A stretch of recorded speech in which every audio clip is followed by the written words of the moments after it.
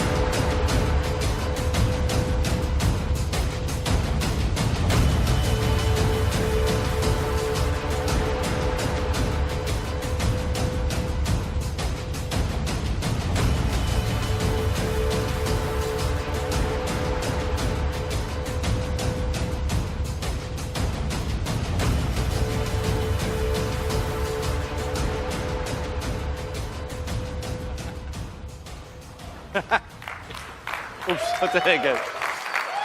So there it is.